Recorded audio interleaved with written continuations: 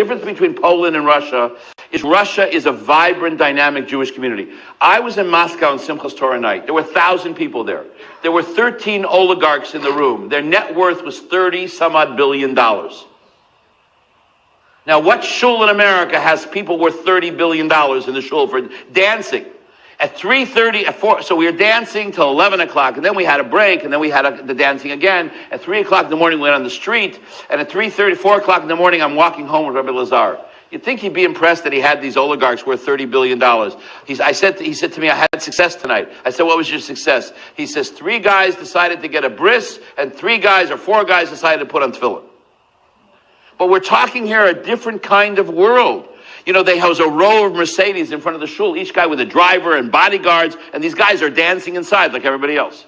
They run the economy of Russia. The difference is we're the Jewish establishment in Russia. There's no Jewish Federation. We are the Jewish Federation. There's no ADL. We are the ADL. There's no AJC. We are the AJC.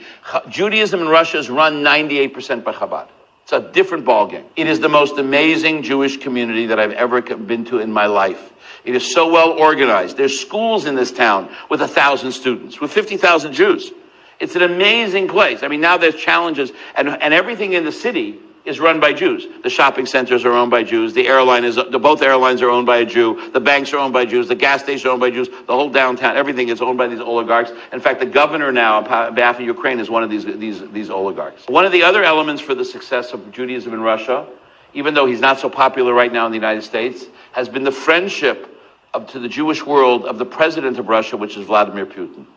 And you have to ask yourselves, why is this so? I heard a great line from a professor of mathematics, Novosibirsk. He told me like this: Putin may not be good for Russia, but he's definitely good for the Jews of Russia. Putin may not be good for Russia, but he's definitely good for the Jews of Russia.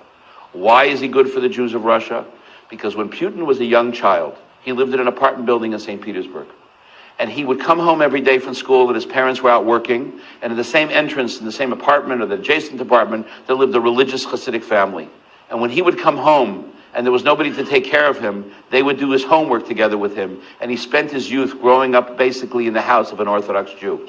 So he feels a tremendous sense of hakaras hatov, of recognition for good, to the Jews, and what he got. All his childhood friends were Jews. And I also think he sees the positive effect that they have in building Russia as a new country, the fact what the rabbis do in Russia and the shluchim are doing in Russia. Russia is a different mentality. And this is part of the conflict right now between Russia and the United States. You can't push the Russians have to be dealt with through quiet. A very shrewd observer in Moscow told me, you can't deal with Russia like the United States. Here it's public pressure, it's tumult, it's polls. In Russia, everything is quiet deals. For instance, there is a lot of quiet deals between Russia and Israel that you know nothing about.